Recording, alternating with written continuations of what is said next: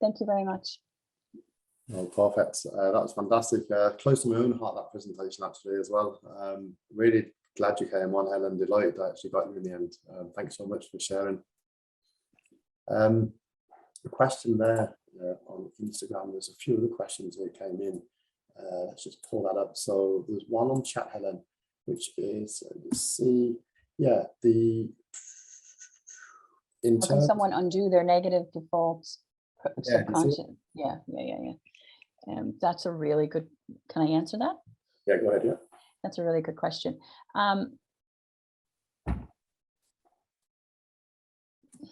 What I would say to you is, if we're just talking something that's been with you in childhood, because that's actually a lot of times our paradigms and the thought process have been with us since childhood. But the best way to do that is to decide what you want. So let me think of something, if I give you an example. So say from childhood, like in my childhood, well, we were always rewarded with lovely food and eating, right? Which means that a lot of people can end up being overweight in our family. So what I always, but how I've changed my subconscious is I'm so happy and grateful that I love to eat healthy food, and I've lovely different ways that I reward myself. But it's not what I say, which is part of it. It's what you say and how often you say it. So you want to create an affirmation that you say at least 30, 60, 90 days until it's something that just becomes part of you and you change that habit. So the way you change that subconscious is two ways: that negative emotional impact that I mentioned, or constant space repetition, repeating it, saying it over and over again. And then what happens is your conscious mind, your thinking mind, takes that in. Your subconscious mind can't think, it just absorbs what's coming from your conscious mind, and it'll change. I hope that makes sense. No, 100% it does. Completely makes sense, actually. I think that I want to feedback to you as well, and I've got some more questions here, because I think that sure. Sorry. You spoke about hope out as opposed to burnout, which is quite interesting. And you've mentioned already there about the subconscious beliefs and how we can overwrite them. Your vibe is your tribe, work smart, not hard. I think personally myself, Helen, when I get stagnant sometimes, I always go back to my goals, because the common theme this evening is distractions, right? We've got distractions everywhere. Even if you don't turn the TV on, there's distractions, be it like from the phone to Pete and all these things, And it's funny you mentioned having a plan. The plan changes, but the goal doesn't. I think a lot of the stuff you're talking about, I'm on the same wavelength, because I always talk about having a goal. The goal can change, but the direction, it's the same thing. When you, like financial independence, if someone takes that as a purpose to get them out of bed, the goal can change, right? You can say, right, this strategy and the economy's change and you pivot and stuff. But when you talk about having a very clear goal of, I want to hit 100K in 3 years or whatever, 30% by put 30% effort in, there's a clear, distinct goal. And I personally, anyway, I think I do this stuff without knowing. So I often think about things and then they happen. It sounds really weird, but I see things before they happen. And it happens regularly to me. I don't have a special power, but I think I do that without thinking about it. So I think, but I don't just say things, but I visualize. I see myself do it or have it before it happens, and it kind of happens. So I think this is something that you're talking about that makes sense, 95% mindset, 5% strategy. So emotion, what do they say? Emotion is motion, which becomes action. So I really enjoyed your presentation. Thank you. Thank you for the opportunity, Dave. I very much appreciate it. Question here: how does someone get there, Helen? How does someone get where? To their goal? Yeah. So, for example, their goal. Yours was 100K. It's very clear. How do they get there?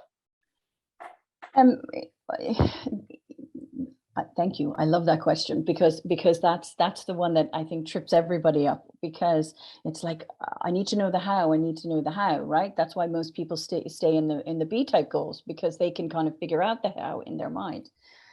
It's not our job to figure out the how. Our job is just to set our goal and to keep going forward, and things present themselves. Because you know what you said there, Dave, about sometimes you think about things and then they come your way. I was always like that, and I never understood. So the how is okay. So the how is simple.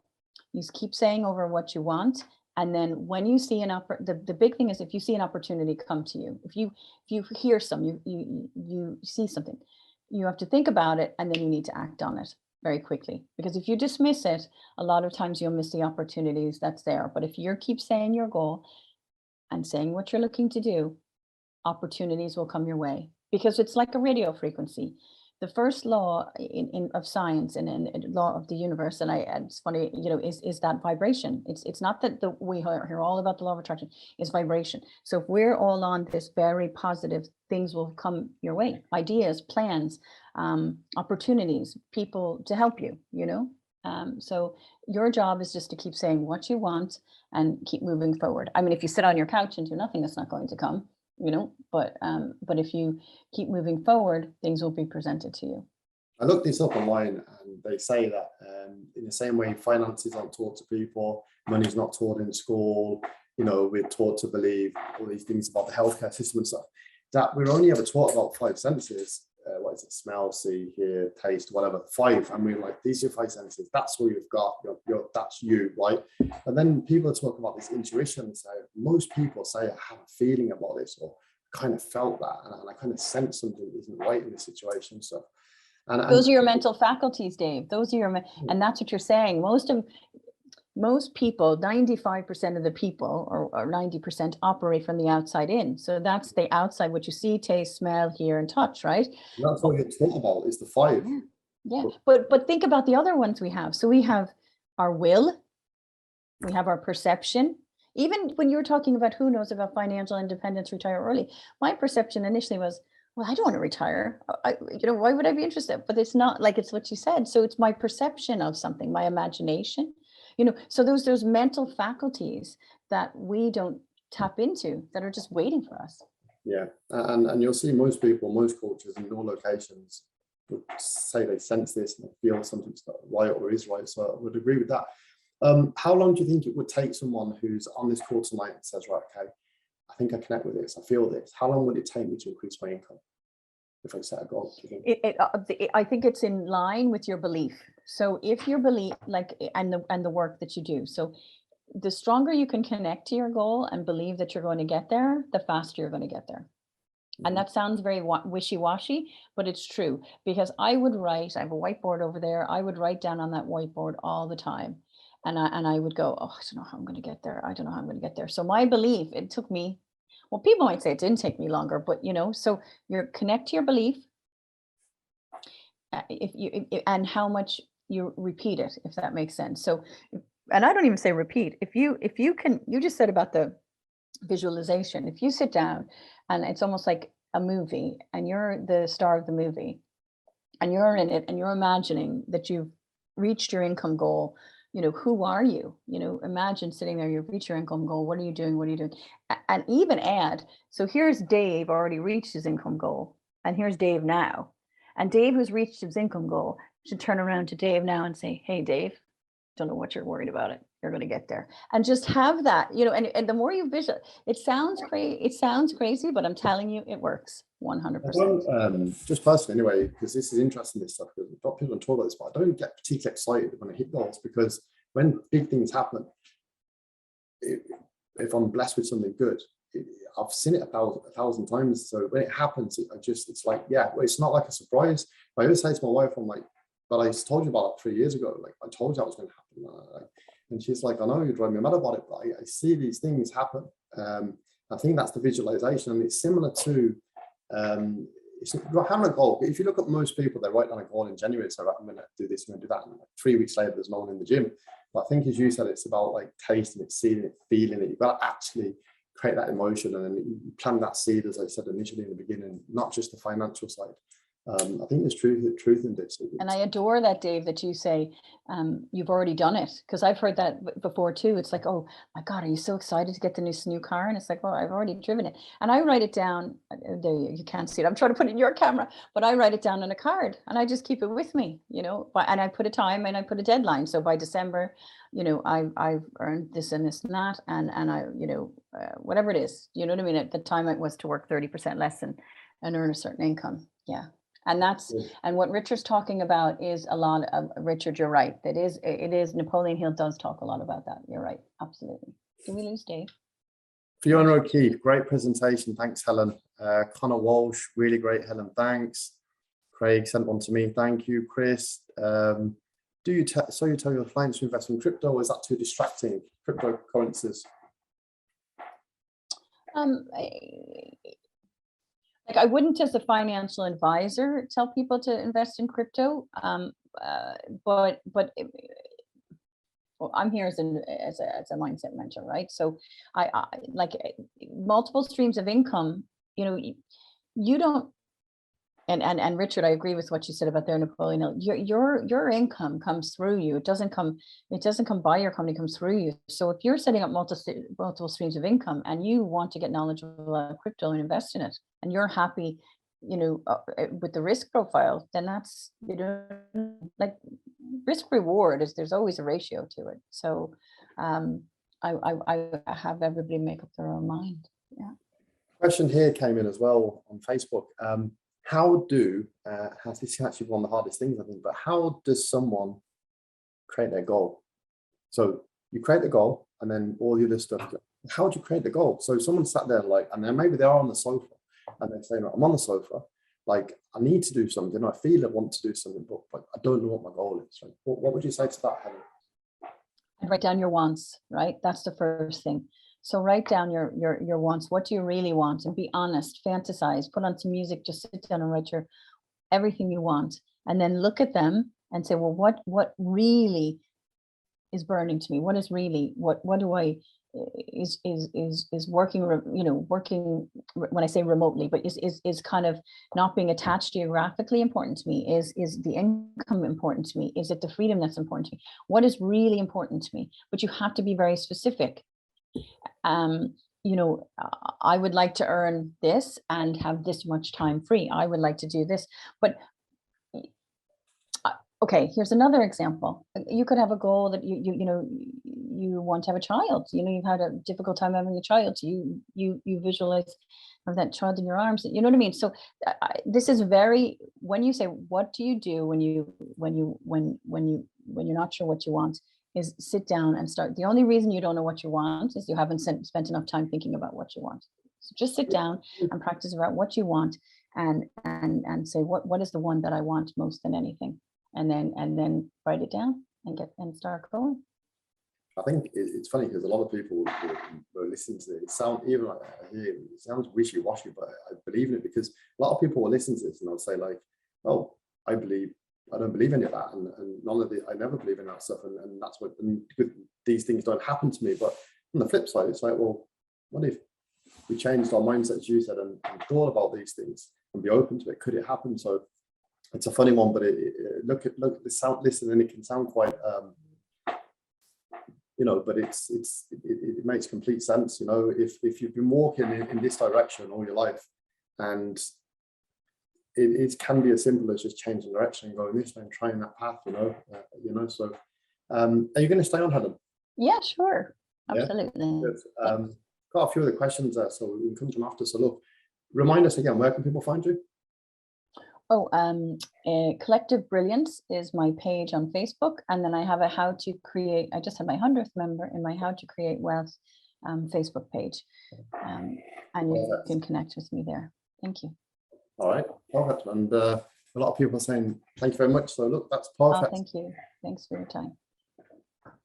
Good stuff. So look, that was Helen there from How to Create Wealth, looking at building an abundance mindset, prosperity, changing our thoughts and emotions, and kind of how we look at things, which is mindset, guys. Back to mindset again. 95% mindset, to quote Helen, and 5% strategy. So how can we increase our income with that limited resource we have, which is time? So that was a good one. There's a lot of comments there. So Vincent, thanks Helen, and O'Sullivan, thanks Helen. Chris, thank you so much. Great takeaways. More than enough. So look, great stuff, guys. Okay, look, it's 9 o'clock. I promised you that before we go to informal chat, and I just want to thank everyone that turned up tonight, and I want to thank everyone that watches this back on recording, because there was about 150 people registered for this, but it's Saturday evening. I don't normally do them on a Saturday. People probably are having their takeaways, probably with their families, but they'll be watching this. I've got people messaging through the week to say, please record this because I want to watch it back. So if you're watching this back, thank you to you as well. Thank you to all the participants also for coming on this evening. And of course, thank you to the presenters. And Chris, thanks very much as well. Okay, so I hope there was something in there for each of you. There certainly was for me, and I will publish the next live event soon on live.firedave.com, probably to Q3, probably stick to what you wanted the last event from January over kind of 3 months. And I will make the recording available in the next few days. Please grab that's actually recorded. A reminder that this event, this free event, I made these events free, everything that's going on, is sponsored by dolphinutilities.com.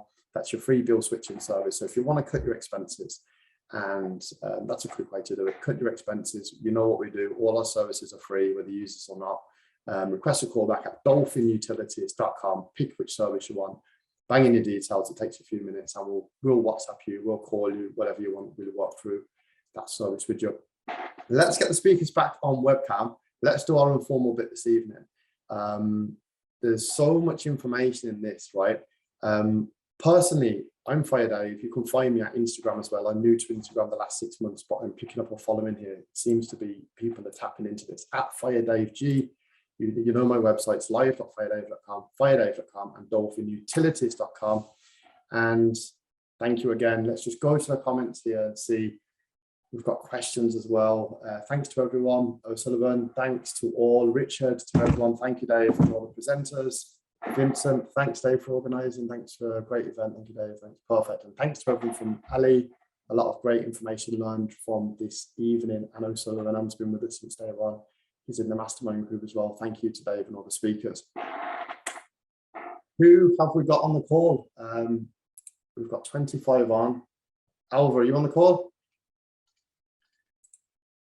Yep, still there. Right, you're there. Megan is in Portugal. I'm not sure if she will actually still on the call. We've got Helen. Let's have a look. Perfect. All right. Guys, have you got any questions?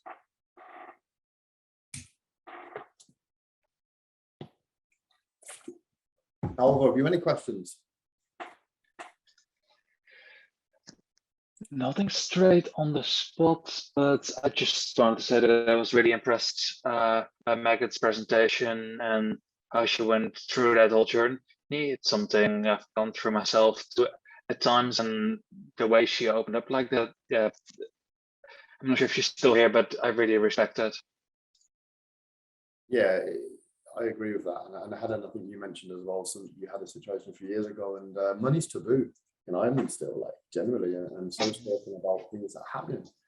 So it's good to see people coming on and talking about their experiences, and then how they keep punching and moving forward. So I agree with that as well. Andrew D, great event as usual, Dave. Love Megan and Helen's presentations, a breath of fresh air. Some feedback for you, Helen, there, look, breath of fresh air. All right, let's have a look at this. Alva, how can someone, a question came in, create a budget and stick to it? So they're coming into fire, create a budget and stick to it. I think Helen knows the answer. Ooh, it's very much. So say you've got nothing set yet and you want to get to a budget and actually stick to it and let it be realistic.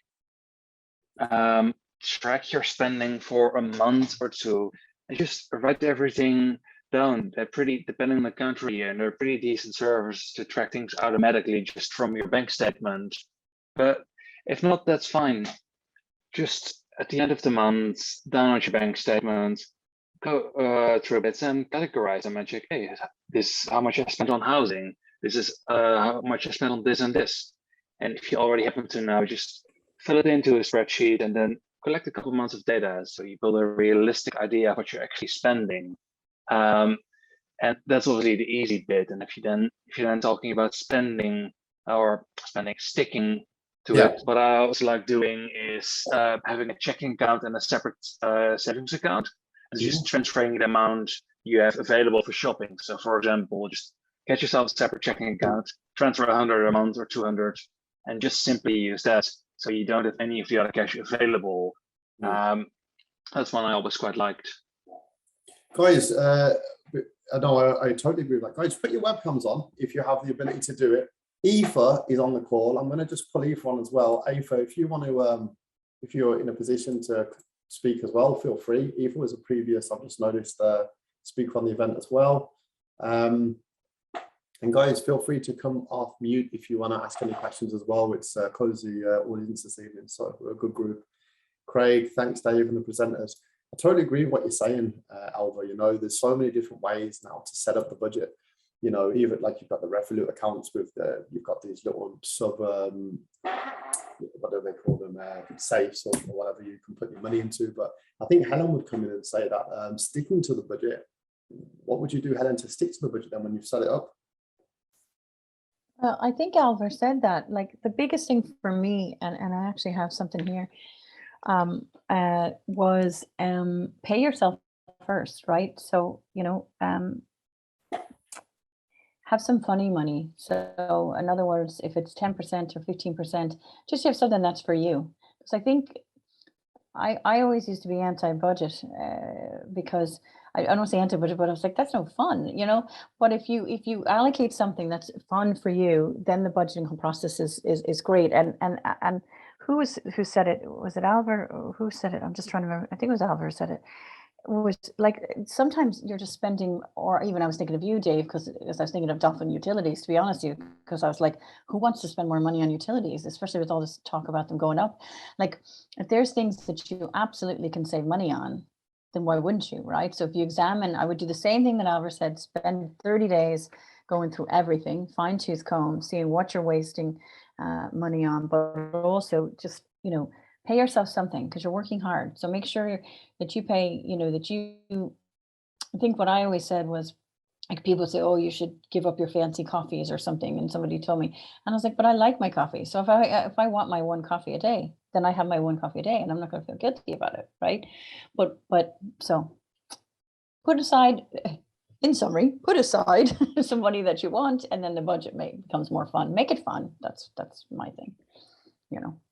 100%. And I'm going to be the boring person who comes up with, well, and automate as much as you can. In a sense, make it easy. As human beings, we're lazy in nature. And everything you can automate in that is something like, I don't budget anymore at all. I just spend, and I have a rough idea of what goes out a month, and that's it. So I don't think it's worth tracking it. The effort that goes in against what you get back. It's easier to just buy the things you need and just make wise choices. And heck yeah, you're right. If you want that coffee, go and get it, please. And I like what you said. I like what you said, Alvar, because like if you just automate it, like I did that, like automate certain amount goes into this account, certain amount goes to this account, certain amount this goes account, and then it just flows, right? Because the budget's there. And as you said, I think I didn't do it because like we're lazy. You're right. I would say that. I just found it boring. That's true. But then I set it up automated. So yeah, he's right. That's true too. Yeah. And there are many people who make the argument that sometimes paying with cash is better because then you have a better idea of what you spend. I would also argue, and this might sound crazy, but actually spending on a credit card will help you stick to a budget because it will all fit into one bill, and top of that, everything is insured, which is very nice.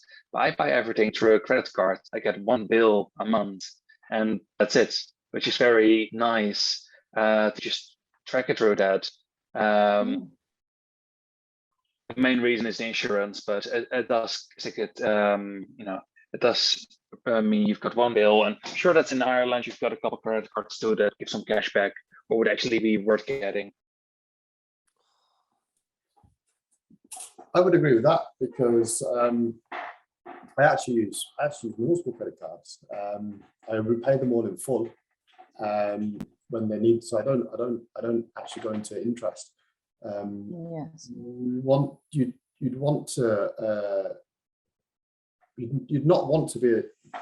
know how to, if you're going to use a credit card as a spend, you'd want to be able to repay in full whatever you use.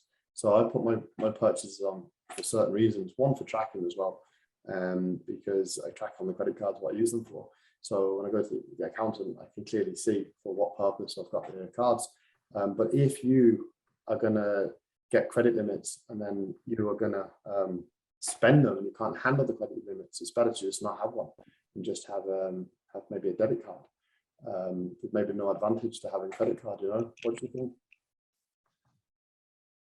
Brian, if I might ask, how is your setup looking with bank accounts? Do you just have one together and like a personal account? So I have multiple accounts, and I've actually got, I think I can be paid in pretty much most accounts that exist. So I've got, I've got multiple accounts. I can receive payment and send payment in multiple currencies. And I structure it in a way, because the hardest thing for me was when I was doing the tax returns. If you have everything in one account, it's too messy. So I structure mine with different credit cards, and I've got different accounts, and but I don't hold a lot of money anyway. I move money quite quickly. So because I'm buying real estate, as soon as there's no advantage to saving money. Like inflation's like so high, and it's eating into money. So I also move money a lot, and I try and put it into real estate as fast as possible. So as soon as I've got the money to get it to buy, I buy, put the money to work, and rinse and repeat. So, but I've got liquid money too. But I don't advise anyone to use credit cards unless you can repay them and you already have the money, you know. But I use the bank's money, but I have this money already. It's just similar to yourself. And I structure my accounts. I structure my accounts in a way that that it's clear to read at the end of the year. Let's just put it that way. Dave, there are two questions there. There are no credit cards that give bonuses like in the US or the UK and Ireland. Aer Lingus does, I think, because that. Yeah, and then also, where do you leave your emergency fund? Yeah, the Bank of Ireland credit card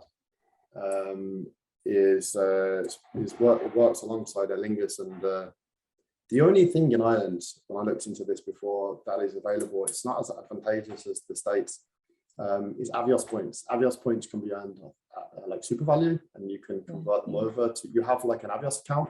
So you could get them in super value, you could do online surveys that pay in Avios points, and they all feed into your Avios account. I think with the Aer Lingus card, from memory, like for every €3 you spend, you get an Avios points. It's pretty rubbish. And then you have to pay for it, I think. Like you have to pay for the card at premium. Well, I think it's like $7.99. I have one of them actually as well. I think the card is $7.99 a month. That's what we pay for that one. That's a personal one. And then you get these rewards, but they're nothing like the States. Yeah, you get like VIP lounge access when you travel. So we use that sometimes, and we get like free reward flights with Aer Lingus, but and we only get it for the travel insurance, because the $7.99 gives us worldwide travel cover plus skiing, which we pay anyway that price. So just get the card, and then it's the reason I got it. And I think the first year I got it, it had a promo where you get the first year free. So we have that one, but I don't bother with the reward flights and stuff as much anymore. And what else do we get as a benefit through it? Yeah, you collect Avios points, and you can use them for like hotel stays and rental cars and stuff like that. So yeah, but apart from that, I don't think there's any other good credit cards worth looking at. I think the advantage of a credit card maybe is you can dispute a transaction because it's on credit, so you can dispute with the credit card company. You're kind of some level of insurance with the credit card. That's the main one. I've had multiple times where I managed to claim flights and other bits back through a credit card, and that's $700. And renting cars. Sorry. Yeah, good shout. Yeah, you also get rental car insurance with some of them. The first thing they do is they block off like €1,000, and they need a credit card. So it's pretty essential to have one for that. But I think you need it for car rental. I think if someone's struggling financially and they're not good with money, then probably best to avoid a credit card full stop for a while, you know, until you get a handle on it, and then you can use it proactively as opposed to reactively, you know. And just that thing, and we talked about debt, but that I would definitely say, like if you do have a credit card and you are paying it off, like a debt clearance count, just set up the certain amount you're putting in and forget about it, you know, because if you keep thinking debt, you're not going to think of it. You know what I mean? I think like On Post have like a 12-month or 6-month credit interest-free balance. So some strategies I would often help people with, if they're asking me in the past with credit cards, is to One, if you ring up the credit card company, you can get like promotional interest rates. So they might say, right, I can give you this interest rate for the next 3 months. Okay, I'll take it. Or try and move the balance like an interest free while you pay it off. Because let's say you owe 20, let's say you owe like not 20,000, let's say you owe like something tiny like 4,000 on the credit card, for example, right? And you say, okay, right, well, each month I'm paying, I don't know, like 19% or whatever. If you can move that for 12 months, say you got 4,000 left to pay, that's all you have to pay. Whereas if you leave it on the interest rate, it's that reverse negative compound effect. So I think there's a lot you can do with credit cards. You can, like, if you ring up the credit card company and say, I'm looking to move onto another credit card, they'll start throwing a low interest rate at you, if not giving you a break. So you can do stuff with that.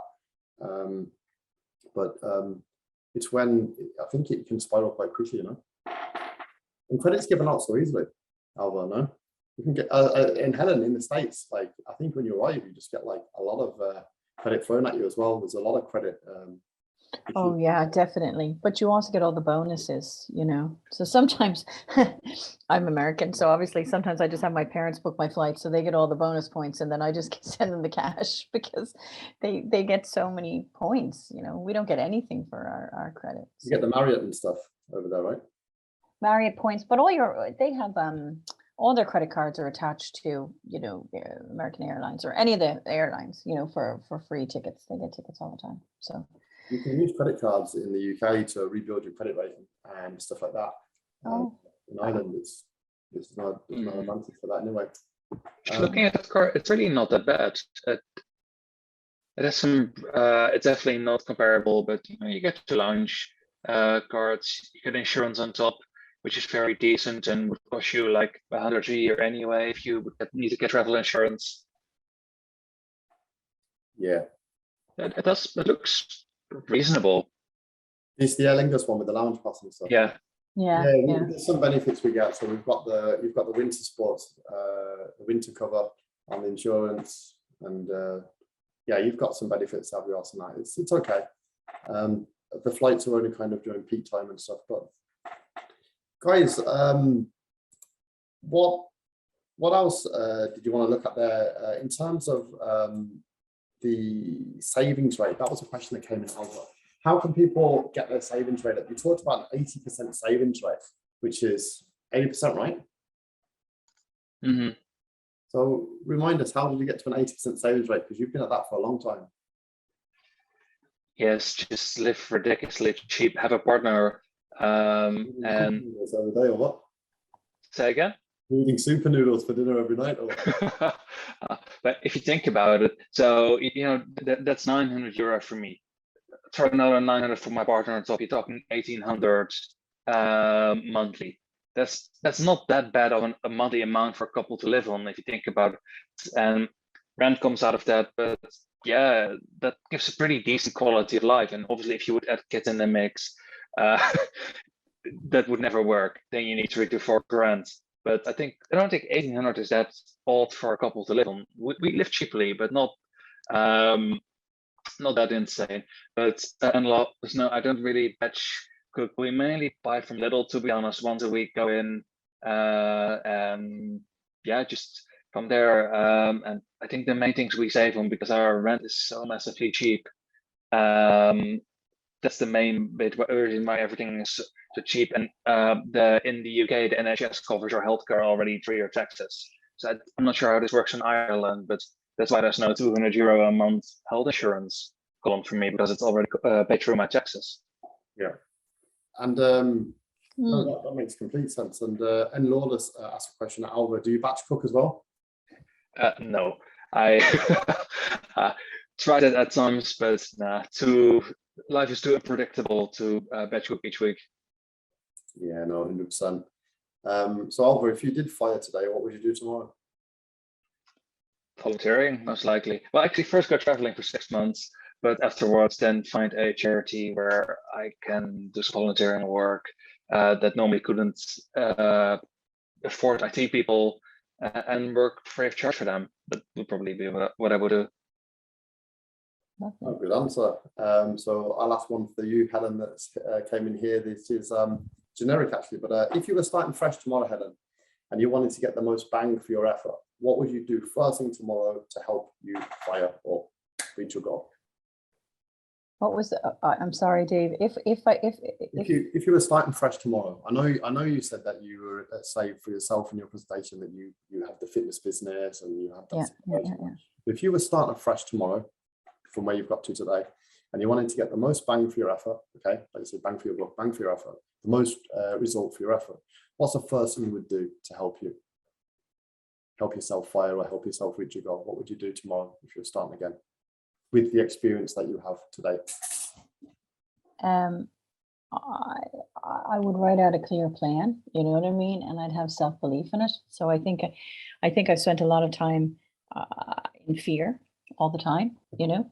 Well, what if I can't do this? What if people think about me? What will, you know? Well, yeah. So I think, not I think I know, and I'm breaking through that, which is just I would just go for it and not worry about what other people think or say, and not be afraid. Who do you think was probably one of the most influential people in your life then? Or who do you follow that you found to be quite influential? Oh dear. Well, I mean, I work, you know, Bob Proctor's one of my mentors, and I think I work with him, and I see that as that. But I think familial wise, you know, for sure my mother, you know, I think that my mother was a professional, PhD, very driven. Her generation, you know, she might have been a doctor, but she didn't, because that wasn't the angle she went. But she's the one who said to me when I was starting up the business and I was leaving my full-time job, this is in 2003, sure, what's the worst that can happen? When I told her I wanted to move to Ireland, she was like, what's the worst you can happen? You can come home. You know, so there was always an optimism, I don't want to say optimistic, but an always kind of can do, go for it. Yeah. So professionally, there's many people that I look at, but personally, I would say, yeah, my mom. I like that. And this question came in here, Chris, from Chris. What's your favorite money podcasts? So that's to anybody. Oh, from Chris asking me? Well, anybody really. Maybe, okay. Well, maybe Alvar has a good money podcast. You recommend one there? Something to do with Europe? Sure. I've not been actively involved with that one for a good while. But one podcast I really like is the Meaningful Money podcast, which is really decent. It's UK focused, but it's just very good generic finance advice. And you got the usual ones with the Choosify podcast, the Financial Independence podcast, which are both quite decent. But if you would ask me to recommend anyone, I would go for Meaningful Money. Planet Money is just a generic one from the US. I very like. Let me grab my phone because I got quite a few. And while Alvar's looking, I would say to Chris, like, this is going to sound a little controversial, but there's many money podcasts out there, and there's people will always tell you, like, I think we're in a habit of I need more information, right? And then we end up doing less. So Alvar's going to find you a bit more, and it's always good to educate ourselves, but at the same time, sometimes you know exactly what you need to do, just go take action, you know. Sorry, that's controversial, I'm sure, but I'm going to say it anyway. Helen, I read something yesterday morning that all the intelligence of the universe and everything we need to know is already within us. So you're saying go within, and some people are saying go out and look for more of the time. Is that right? But we have it already. The answers inside of us, what we need to do, right? Yep. That's it, Dave. There's a knowing doing gap. You know, we all know what we need to do, but are we doing it? That's all. All right, well, look, we'll wrap it up now in a second. It's been a good event this evening. I've enjoyed it. Alva, have you anything you want to add before we finish? No, and I just really like what Helen said regarding, now, do you really need to overload yourself with information in the sense? Because one thing I always stick with, we only have a finite amount of willpower each day. You can only get so much done. And yes, a podcast is amazing to listen to, but I often overload myself too with 20 different podcasts. I've removed a lot of them recently. But yeah, any Irish one, or any Irish ones would probably be Michael's podcast, who has been on the event also a bunch of times. Perfect. No, All right, guys, look, it's 9:30. We'll close it off. Again, thanks so much for coming on. And thanks to everyone else who joined this evening and people who are going to actually watch this back later, and the other Jesse and Megan who actually dropped off early after their presentations. Look, I'll make this available, record this recording available afterwards, and on live.fadeover.com. You can log into your account. I'll email it out to everybody. Thanks so much again, and we'll catch up again next time. Good evening. Thank you, Dave. Nice Cheers, to meet Dave. you. Bye-bye. Bye, everyone. Thank you. Thank you. Yeah, nice meeting you.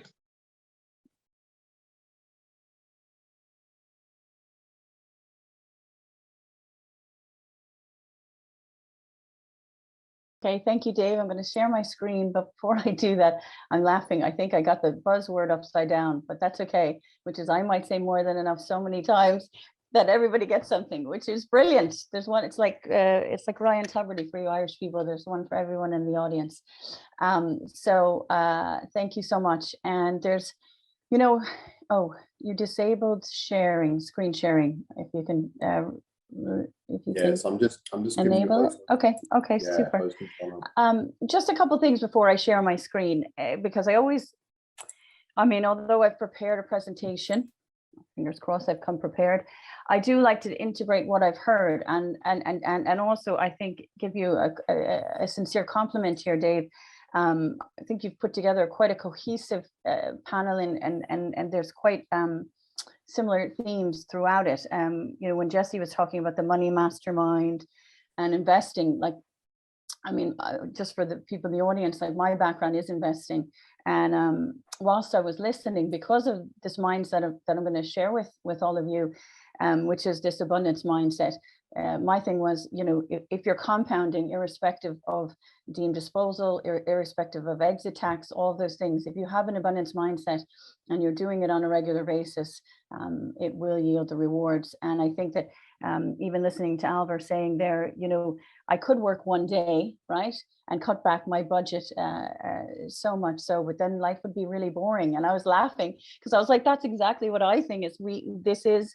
And when I said to you, knowing somewhat what FIRE is I kept saying, I want to be doing something that I love so much that financial independence is a byproduct of it, but that I'm doing what I love, that I don't ever need to retire, right?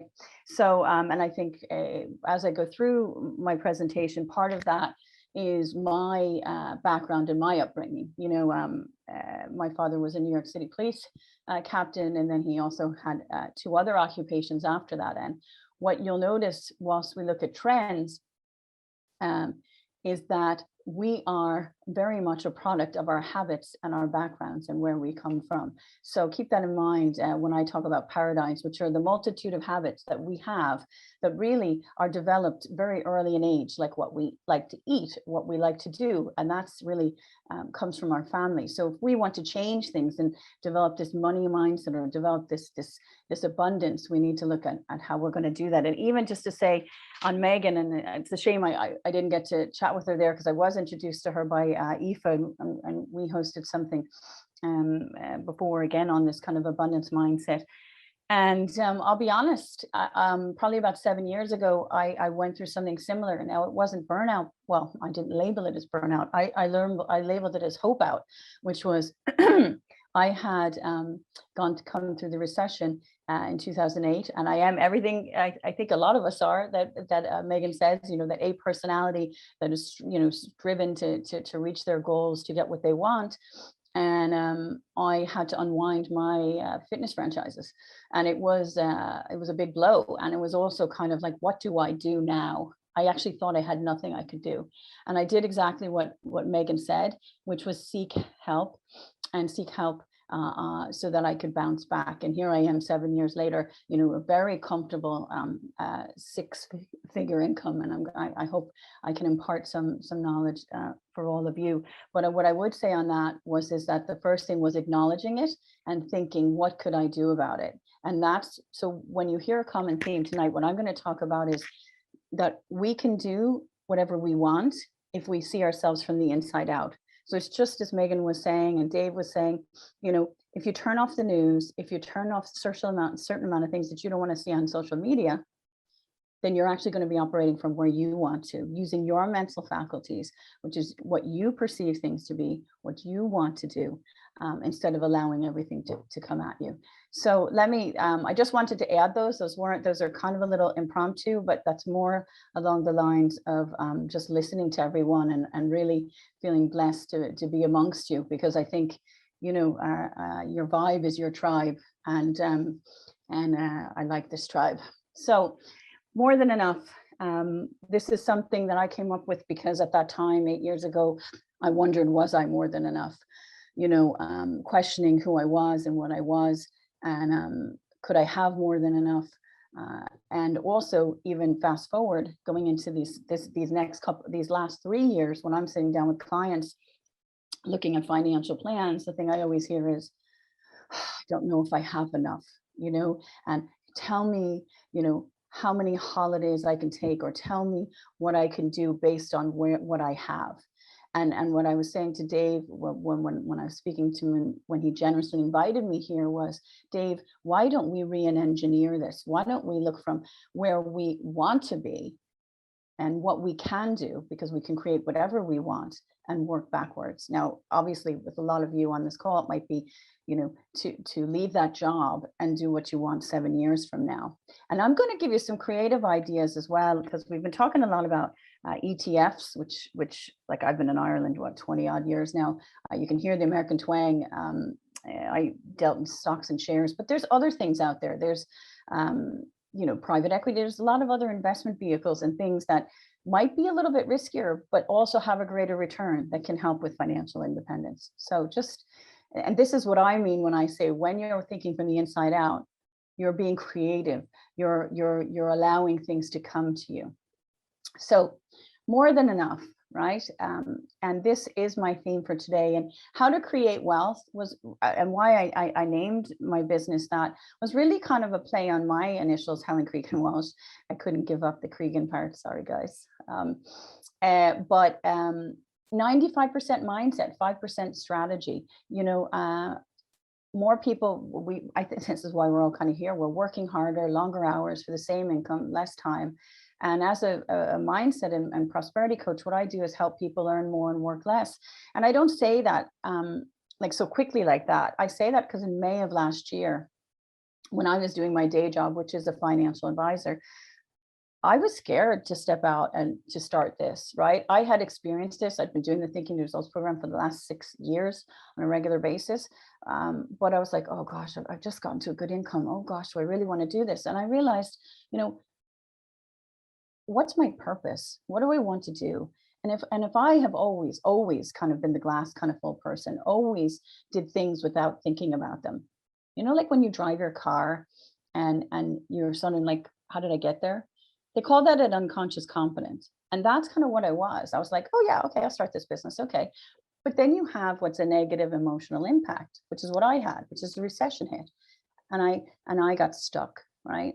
And there's 2 ways you change things in your life. One is that, like a negative emotional impact where you get stuck, right? Where something happens. 9/11 was one.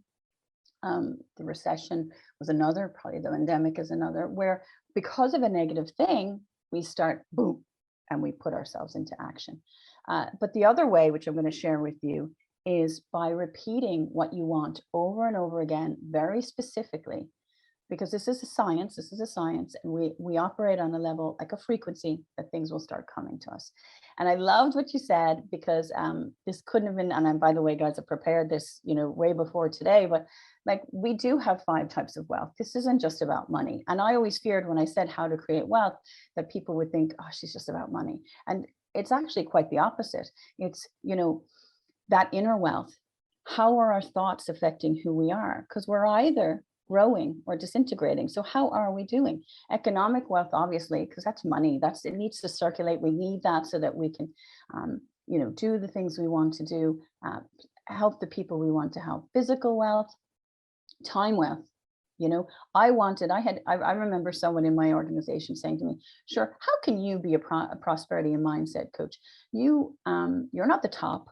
And I said, no, I had one goal. and was worth under 100 grand a year, and to do it in 30% less time. And I'm not saying that like to brag, but I'm saying that was my single-minded goal. It was very specific. It took me 3.5 years for, well, like, let's call it 7 years to get there. I started at a minus, but the point is it was very specific because I wanted more time with the boys. I have 2 young men, and I wanted to have an income that I could move to, like, well, not move to, that I could use for things. So social wealth, goodness, if we haven't seen that, I mean, what has happened, we realize our friendships, our family, even this, I mean, we're on a computer, but I feel this kind of connection, and I feel how important that is. Earl Nightingale, one of my mentors alongside Bob Proctor, says your world is a living expression of how you are using and have used your mind. And I'd like to encourage you to think about that when we go through this, and that the sense of everything around you is how you're thinking, what you're thinking. And that can be really powerful in saying, well, if I think differently or I shift my thinking, I can now create what I want. And a worthy ideal. So when we're going to talk about goals, and I'm sorry, that should say setting and achieving worthy goals, but it says worth. And I said, well, maybe that's supposed to be self-worth there. So I left it, I didn't change it, but really setting and achieving worthy goals. And what I mean by that is goals that are going to make you jump out of bed in the morning to get started, goals that are going to excite you. Goals are there for one purpose, and that's to make you grow. They're not there to beat you with a stick, because I had to learn that the hard way. They're not there to make you feel bad about yourself. They're there to make you grow. And the definition of success is the progressive realization of a worthy ideal. So read that. I would read that again. The definition of success is the progressive realization of a worthy ideal. My son had a football match today, and we went, and they won. Well, they tied 2-2, but he said he didn't play very well. But he put something in the chat, our family chat, and he said, not a great day at the office, but still have 16 goals and 5 assists, 1 more to reach my goal. And I really loved that. I loved that, because, okay, you're heading towards your goal.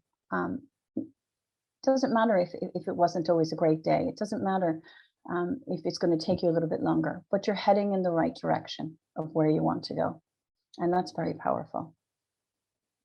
So, I just want you to think differently of goals really here. And then what I was saying about staying in control no matter what the circumstances.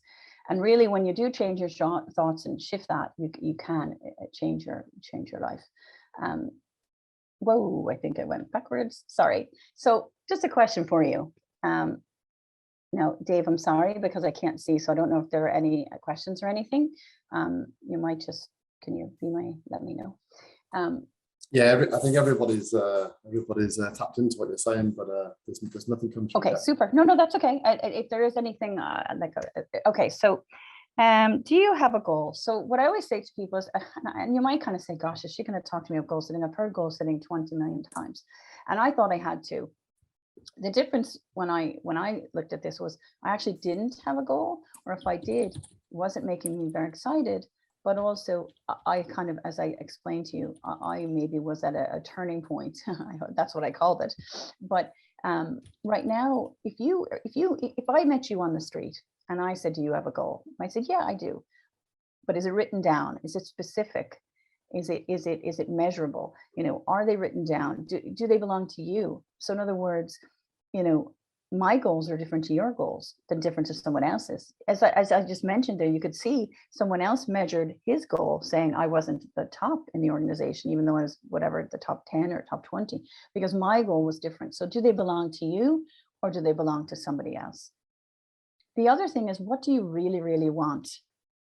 If you think about young kids, if you think about when you were younger, or look at your children if you have them, and when they're sitting in the classroom or they're sitting at home, they're fantasizing, they're using their imagination, they're wondering what they want to do. And a lot of times we stop doing that because we get a mortgage, we get a house, we get a car, we get responsibilities, and we stop really imagining, what do we really want? What excites us? What kind of gets us going? What do you really want? So let's talk about the 3 types of goals that I want to describe for you here today. And I'd love to hear either now or afterwards, where you feel your goals are. So an A-type goal could be a goal that is doing something you already know how to do. So an A-type goal could be possibly, well, okay, I'll just give you an example. You know, I could have met my friend and she's like, look, you know, I need to get a new car. Okay, what kind of car do you want to get? And she's like, oh, I want to get a new Kia, you know, and I said, okay, what kind of car are you driving now? She's driving a Kia. Like, she already has that. She knows how to do that. You know, that's not very exciting. And you can see she's not really motivated to do that, really, unless it breaks down like mine did last week, but she's not that motivated. B-type goals, and they're what you think you can do. And this is where I think a lot of people are, I know I was, which is, what do you think you can do?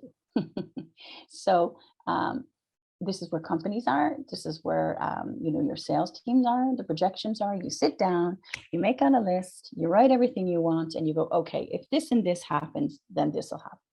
Like, you know, I can go on a holiday this year because we've done our budget. We know exactly where we are. And it even comes to fire, you know, if we calculate this, and all these spreadsheets are so important, guys, don't get me wrong, but if we calculate this, we can be financially independent in 7 years' time. You know, if that's a 4% rate or a 7% rate and everything. And a C-type goal is really what you want, what you really want. So that comes from when I was talking to you about that young child sitting in the classroom. It's your fantasies. It's originated through the effective use of your imagination. And just to touch on this for a second, most people are really, they are thinking, obviously, but most people are reacting to everything around them. Like I said, the news, everything else, and saying, I can't grow my business in COVID. I can't do this. I can't do this. Rather than saying, what do I want? And really going after what they want. Now, C-type goals, you know, they're not based on fact, right? But you know that, you know, God, I'm 45. I really want to retire by 60. I'm not sure how I'm going to do it, or 55 in 10 years. I'm not sure how I'm going to do it. My fire figures say this, but I'm going to keep going. I'm going to go ahead. And because you're tapping into that creativity, you're tapping into that part of your subconscious. And there's so much we could cover on this, but you're tapping on this. You're tapping into, you know, your conscious mind counts for about 5% of your activity. It's your thinking mind, whereas your emotional mind that gets you to do everything, to take the action, it's your subconscious mind. So if you keep repeating something, I'm so happy that I can retire in 7 years' time, things will start moving towards you. Now that sounds crazy, it sounds nuts, but I'm telling you, it happens. And I've seen it happen for me. I always used to say, and I did this unconsciously, but I always just say, God, wouldn't it be great if I lived in Europe? And I know that I really want to be flexible with my time. I don't want a full-time job. I want to have flexibility. And I would let it go. I wouldn't really think about it, but I keep kind of thinking that. And as I reflected back on different things that happened, good and bad, I realized that my thoughts really controlled a lot of the things that actually happened for me. And you can do that too. So the question is, here are these setting the goals, but what do you do? What do you do, right? You take action, okay? I don't even know how I am for time, Dave. Oh gosh, okay. You take action. Megan touched on gratitude, and I'm not sure if this is something you do, but I would say when we're thinking of abundance and when we're looking at getting more coming towards us, and when I say more so that you can do more, you know, gratitude is a great practice to be grateful for what you have today. I'm so happy and grateful I have a healthy body. I'm so happy and grateful that I have a warm home around me. I'm so happy and grateful that, you know, I have a job to go to, that I love everyone that I work with. Because the sooner you tap into being grateful for everything you have now, the more you leave room to be grateful for everything else. And then what you do is you fantasize. And I love this one. And I really, you know, if you haven't, I'd really encourage you to take these down and just experiment with them, have them a bit of fun, but write down. And this is, I know, guys, you're probably thinking, like, as a very left brain person, a lot of this stuff is very right and right brained, but the imagination is so powerful. So write out 50 wants. And I remember when I started this, and I did this many years ago, and I practice this and do this on a regular basis. I just keep adding to them. But when I started writing them, streams of tears came down because I was like, what do I really want? And sometimes what people say is, sure, I have everything I want. I have this, I have that, I have that. And sometimes we say we have everything we want because we're afraid to say what we really want. We'd love to be working 3 months abroad. We'd love to be taking a trip around the world. We'd love to make sure our children had maybe an education outside of the US or somewhere outside the US, outside of Europe, or it actually you'd love to take your parents on a magnificent holiday. It actually doesn't matter what your wants are. It matters that you actually say to yourself, you know what, I do want more, right? Because we are abundant beings. And when we say that, we'll start attracting what we want. So you take those 50 and you look at them and you say, okay, so out of those, what would be the top professional and the top personal want? What would they be? If I really wanted them, like maybe you want a house, you're saying, okay, I'd really like to buy my house, or I'd really like to have a house in the next 3 years. Okay, so what do I need? Write that down. And you're going to write down, the more specific you are, the better. I really want to have, I loved what you were saying, Dave, like I really want to have 750,000 or 550,000 or 1 million in my financial independence retire early pot. And then just let it go. Just say it and let it go. Who are you kidding? What? Don't worry about it. And then list the 6 habits that you're going to change, because I'll just give you an example. If you're earning 50 grand a year, but you want to earn 75 grand a year, your habits to earn 50 grand a year are not the ones that'll be to earn 75 grand a year. So who do you need to be? What do you need to do that? And it could be something simple.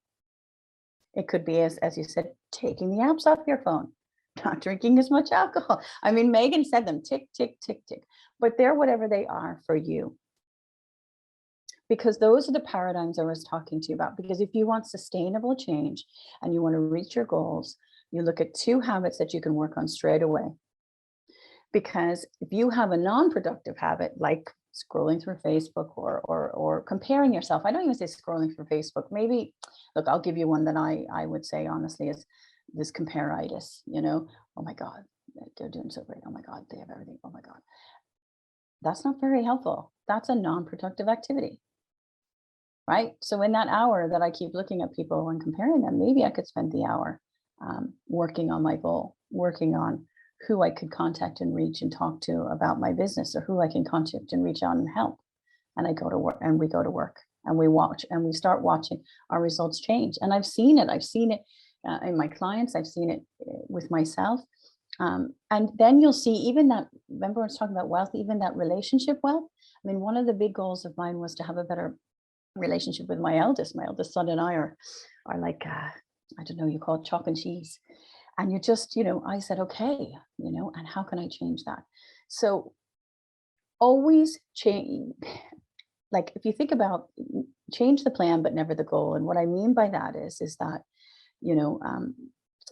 there's this famous story, and if anybody's heard it, I'm sorry for repeating it, but if you want to climb Mount Everest, you the first time you go, you might get halfway there and you go, okay, I'll come back next year. The second time you go, you might get there. And the third time, that's persistence, but also you might have to change the plan. You might have to go sideways up the mountain, or you might have to look at, the route you're going. And that led me to just what I was listening and thinking there when you guys were talking about ETFs and unit link funds. Like the goal is always financial independence, but the plan can be different. And there's been a wonderful outline of different ways to do it. But what if the plan were, Dave talked about property, but what if the plan were to look at what other things are there and have a look? Because you see, when your goal is that exciting and you love it, things are going to start coming to you. I don't know, people talk about crypto, but there's other things, like there's an EIS scheme in Ireland where it's good tax relief for investment. There's loads of different things. But the point is that when you have a clear, distinct goal that gets you excited, go for it, and the plan can change. And always think abundance, because at the end of the day, once you're always thinking that, and look around you, all you have to do is, as Megan said, go out in nature and look around and see what is there, and know that there is abundance. We do think, I guess I'll leave you with another quote. We become what we think about all day long. And that is true. So if you, and things happen, guys, I've been there myself, and I hear myself starting, and then I go, stop. And then I think about what I want to think about. Or I always find an empowering thought out of a situation to the best of my ability. And remember, it's like anything. And I'll give you the best example. When you're changing a habit, it's going to be a bumpy ride sometimes, you know, and I always reflect, like, I've got teenagers, and sometimes I know they haven't brushed their teeth in the morning or the evening. So, have you brushed your teeth? Oh, yeah. And I'm like, toothbrush is dry. I'm like, no, you haven't. And I can't understand why a habit like that they can't do, right? But the reality is, it's a habit, and they just haven't formed it, and they just need to keep doing it until it becomes a habit. And it's the same thing with shifting your thoughts to create what you want. It's a habit. So don't give up. Persistence is the key, but we become what we think about all day long. As you said, Dave, there's my Facebook page, Collective Brilliance. One of my habits is to get more active on social media, so I will get there. But my Facebook group is How to Create Wealth. I share insights in there. I'd love for you to connect with me and reach out to me, and I'll connect with you on the social channels as well. The other thing I just wanted to say is, and this alludes to just what I was saying about just keep going, is, you know, I'm a slow walker, but I never walk back. You know, no matter how long it takes you, you're always going forward. And I think that's good, Dave. Am I okay for time? I was going to share one more thing, but I think we're good. Okay. All right.